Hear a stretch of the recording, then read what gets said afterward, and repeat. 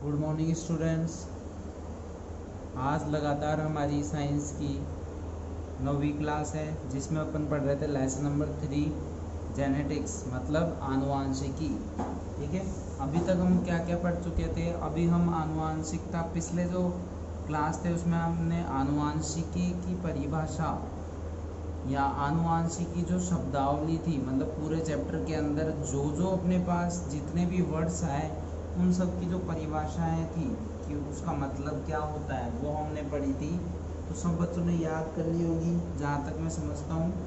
ठीक है, जिसने याद नहीं की होगी वो एक बार दोबारा ढंग से अच्छी तरीके से याद कर लें। देखो, आज हम पढ़ेंगे मेंडल के वंशागति के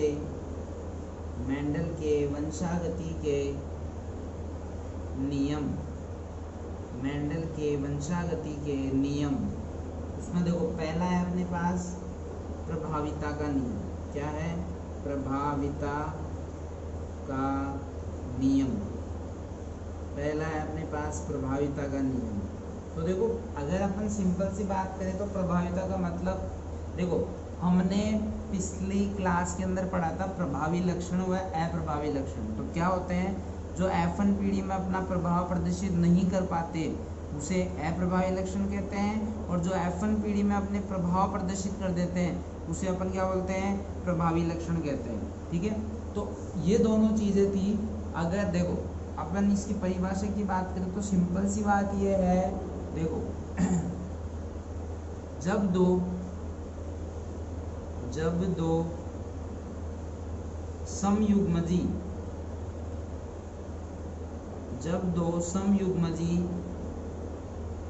लक्षणों वाले पौधों का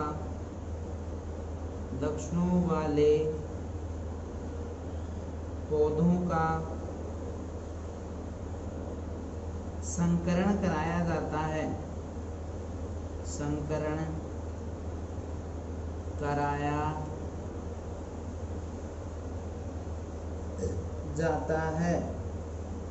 जब दो समयुग्मजी लक्षण वाले पौधों का संकरण कराया जाता है तो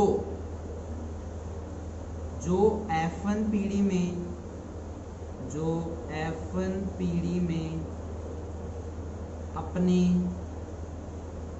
अपना प्रभाव प्रदर्शित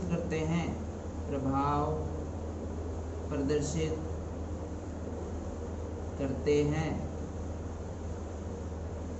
उसे प्रभावी लक्षण कहते हैं।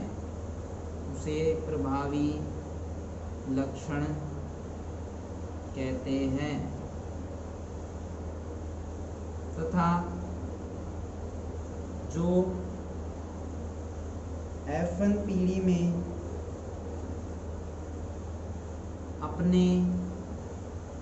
अपना प्रभाव प्रदर्शित नहीं कर पाते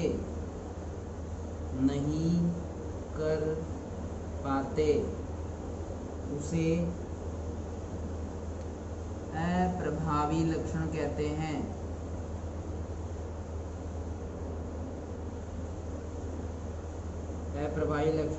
हैं। ठीक है, उसे अप्रभावी लक्षण कहते हैं।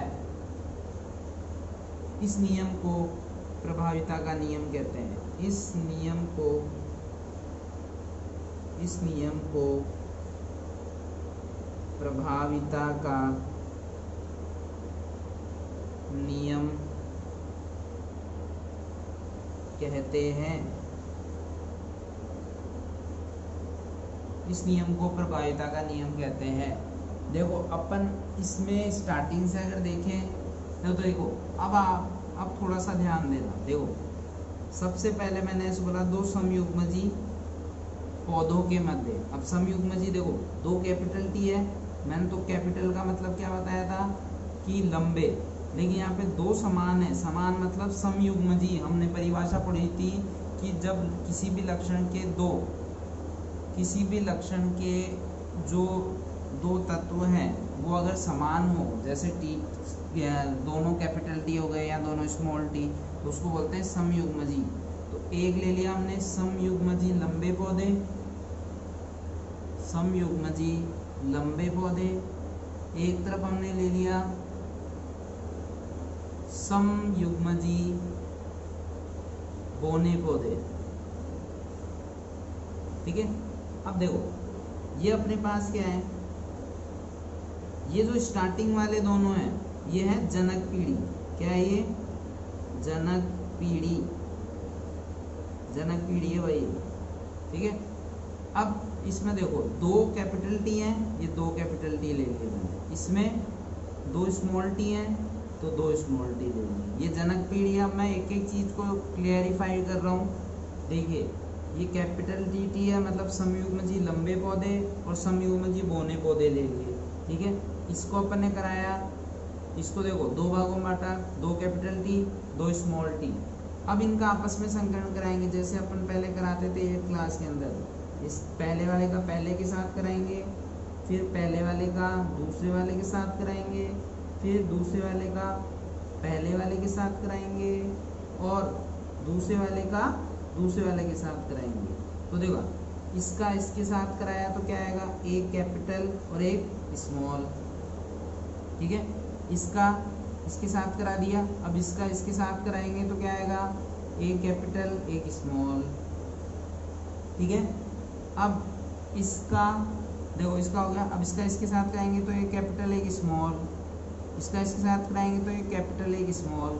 ठीक है, तो हमको ये थोड़ा ध्यान दीजिए, अगर इनकी हम बात करें तो ये क्या है, जो ये सबसे पहले प्राप्त हुई ना, जब संक्रमण, जब जनक पीढ़ी का संकरण कराया तो सबसे पहले ये जो पीढ़ी प्राप्त हुई, ये जो पीढ़ी है, ये पूरी जो पीढ़ी है, ये कौन सी पीढ़ी है, ये है F1 पीढ़ी। कौन सी पीढ़ी है, F1 पीढ़ी। ठीक है, अगर देखिए अगर लक्षण प्ररूप की अगर इसमें बात कर लें अपन, अगर लक्षण प्ररूप की बात कर लें इसमें, तो हम क्या बोल सकते हैं कि इसमें 100% भाई 100% लंबे पौधे प्राप्त हुए, 100% लंबे पौधे प्राप्त हुए, 100% लंबे पौधे प्राप्त हुए। और इसमें विषमयुग्मजी समयुग्मजी की बात नहीं करेंगे क्योंकि उसमें कोई सा भी समयुग्मजी नहीं है, लेकिन 100% लंबे पौधे हैं। अब दूसरा है अपने पास पृथक्करण का नियम। कौन सा है, पृथक्करण का नियम।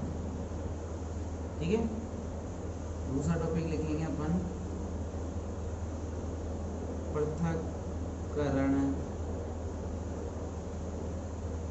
का नियम, पृथक्करण का नियम।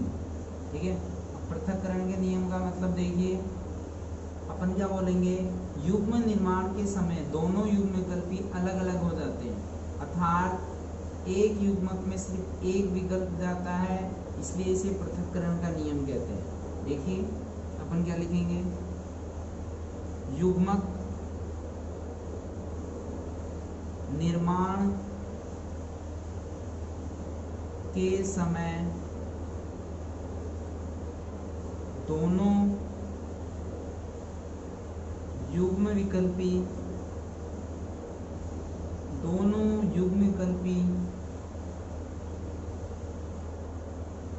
अलग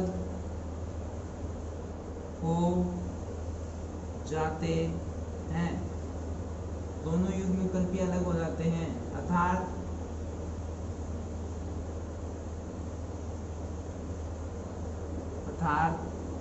एक युग्मक में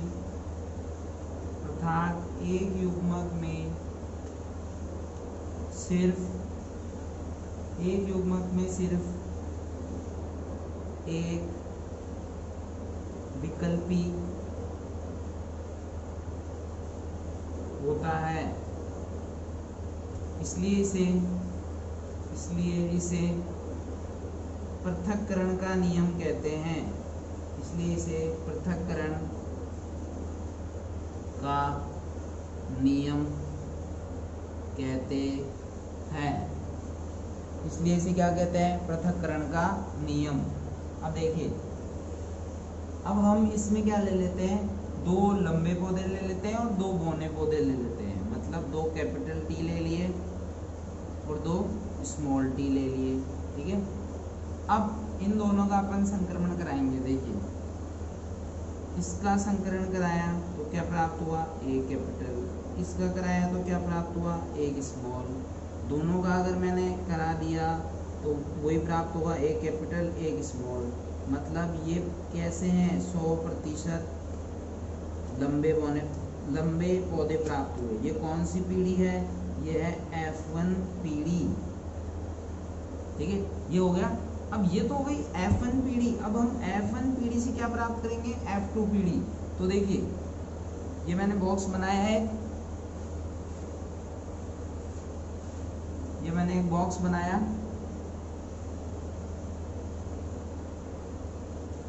ठीक है।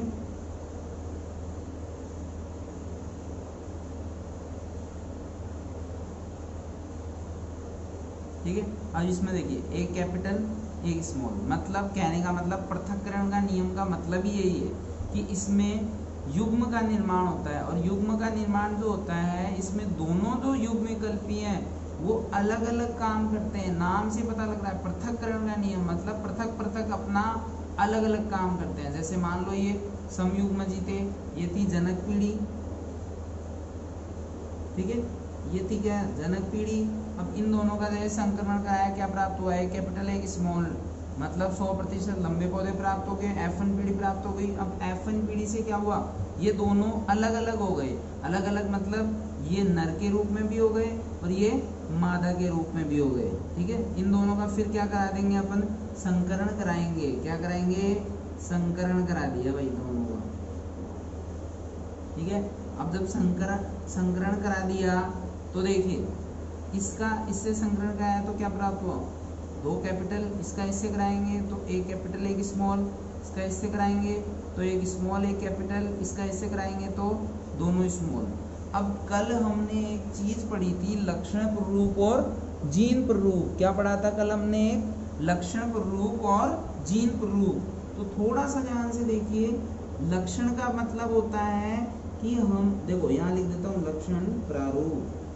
लक्षण प्रारूप का मतलब होता है सामने से देखने पे हमें क्या पता लग रहा है। जैसे मैंने कल भी बताया था, जैसे मान लो मैं दूर से किसी चीज को देख रहा हूँ, दूर से देख के बता दूं कि हाँ भाई ये लंबा है, ये बौना है, ठीक है। अंदर से कोई मतलब नहीं, अंदर से वो कैसा है भाई, बौना है तो कैसा बौना है, समयुग्मजी है, विषमयुग्मजी है, वो पता थोड़ा लगेगा। वो किससे पता लगेगा, जीन प्रारूप से। अभी केवल किसकी बात कर रहे हैं अपन, लक्षण प्रारूप की। लक्षण प्रारूप मतलब देखने पर क्या पता लगता है। तो देखिए, अगर परिणाम की बात करें तो क्या प्राप्त हो रहा है, 2 कैपिटल, फिर क्या प्राप्त हो रहा है, एक कैपिटल एक स्मॉल, फिर क्या प्राप्त हो रहा है, एक स्मॉल एक कैपिटल, फिर क्या प्राप्त हो रहा है, दोनों स्मॉल, ठीक है। अब लक्षण प्रारूप मतलब देखने पर क्या पता लग रहा है भाई। इसको देखा तो मैंने कल भी बताया था, अगर किसी भी युग्मक के अंदर एक भी कैपिटल आ जाए, अगर किसी युग्मक में एक भी कैपिटल आ जाए तो वो क्या हो जाता है, लंबा पौधा हो जाता है। और अगर 2 स्मॉल आ जाए, भाई अकेला स्मॉल आएगा उससे कोई मतलब नहीं है, मतलब एक कैपिटल आ जाए तो वो क्या हो जाता है, लंबा। अगर 2 स्मॉल आ जाते हैं तो वो क्या हो जाता है, बौना। तो यहाँ पे अपन परिणाम में देखिए, लक्षण के रूप में मैंने क्या बताया था, केवल लक्षणों की बात करेंगे, मतलब देखने पर क्या पता लग रहा है भाई। इसको देखा तो कैसा है, लंबा, इसको देखा तो कैसा है, लंबा, इसको देखा तो कैसा है, लंबा। तो लंबे कितने हैं, 3। और बोना, इसको देखे ये क्या है, दोनों क्या है, बोने। तो लक्षण प्रारूप क्या हो गया, 3:1। अब अगर मैं किसकी बात करूं, जीन प्रारूप की अगर बात करूं, जीन प्रारूप की अगर बात करूं तो देखिए ये कैसा है।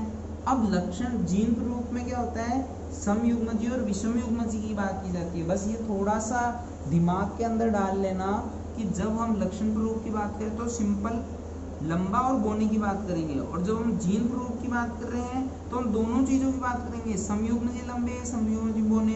तो एक बात बताओ, ये कैसा है, समयुग्मजी लंबा, क्योंकि दोनों कैसे हैं, समान है युग्मक, और कैसा है, लंबा।